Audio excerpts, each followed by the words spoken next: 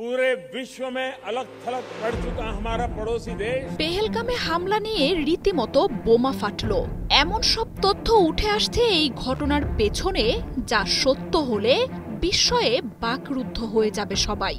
নৃশংস এই সন্ত্রাসী হামলার ঘটনায় আর কেউ নয়, বরং ভারতীয় গোয়েন্দা সংস্থা র জড়িত। সামাজিক যোগাযোগ মাধ্যম টেলিগ্রামে ফাঁস হওয়া এক গোপন নথির বরাত দিয়ে চাঞ্চল্যকর এমন দাবি করেছে পাকিস্তানের বিভিন্ন সংবাদ মাধ্যম। নরেন্দ্র মোদী নিজেদের ষড়যন্ত্র ঢাকতেই শুরু থেকেই পাকিস্তানের ওপর ঢালাওভাবে দায় চাপিয়ে যাচ্ছেন বলে দাবি করছে দেশটি। আর তাই আন্তর্জাতিক নিরপেক্ষ তদন্তের জন্য পাকিস্তানের প্রস্তাবও কানে তুলছে না ভারত সরকার।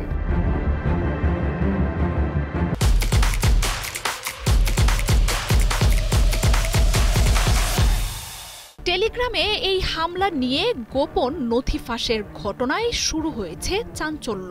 কাশ্মীরের হামলায় ভারত সরকারের সংযোগ ছিল বলে উঠে এসেছে ফাঁস হওয়া নথিতে। পেহেলগামের সন্ত্রাসী হামলাকে ভারতীয় গোয়েন্দা সংস্থা রিসার্চ অ্যান্ড অ্যানালাইসিস উইংয়ের সাজানো হামলা বলে তথ্য রয়েছে সেই নথিতে। হামলার শুরু থেকে শেষ পর্যন্ত সব পরিকল্পনা সুস্পষ্টভাবে উঠে এসেছে ফাঁস হওয়া কাগজপত্রে, যেখানে বলা হয় পেহেলগামের ওই ঘটনাকে ইচ্ছাকৃতভাবে অন্যদিকে মোড় নেওয়ানো হয়েছে। তবে সরকার চেয়েছিল হামলার ৩৬ ঘণ্টা পর পাকিস্তানকে দোষারোপ করে মিডিয়ার এজেন্ডা সেট করতে। তবে শুরু থেকেই পাকিস্তানকে দায় দেয়ায় সরকারের পরিকল্পনা ভেস্তে যায়।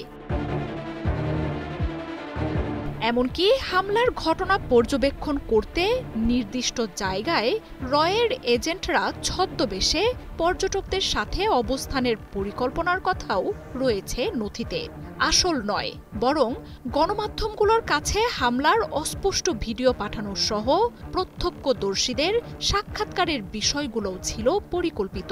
সামাজিক যোগাযোগ মাধ্যমে একযোগে পাকিস্তানকে দায় দিয়ে ক্যাম্পেইন শুরুর কথাও উল্লেখ রয়েছে সেখানে।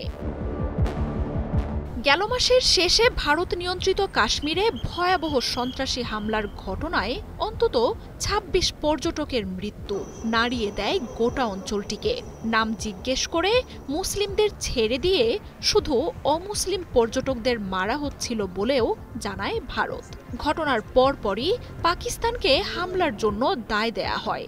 সরাসরি সামরিক হামলার তোড়জোড় শুরু করে ভারতীয় বাহিনী।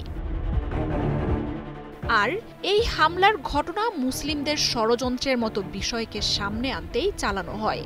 বৈশ্বিক লাইমলাইট পেতে আক্রমণের সময় হিসেবে মার্কিন ভাইস প্রেসিডেন্ট জেডি ভান্সের ভারত সফরকে বেছে নেওয়া হয়, যেখানে হামলাটিকে অমুসলিমদের লক্ষ্য করে চালানো আক্রমণ বলে প্রচারের সুস্পষ্ট নির্দেশনাও ছিল। পেহেলগামে হামলা ব্যর্থ হলে বিকল্প আরও পরিকল্পনাও প্রস্তুত ছিল রয়ের। ভারত সরকার এরই মধ্যে নথি ফাঁসের ঘটনায় তীব্র চাপে পড়েছে বলেও জানাচ্ছে পাক গণমাধ্যমগুলো। স্পর্শকাতর এই নথি কিভাবে ফাঁস হলো তা নিয়েও নাকি তদন্ত শুরু হয়েছে।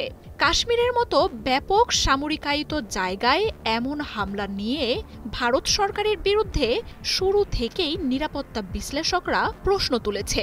তবে পাকিস্তান বিরোধিতার প্রচারণায় সেসব প্রশ্ন চাপা পড়ে যায়। মার্জিয়া উপমা, ৭১।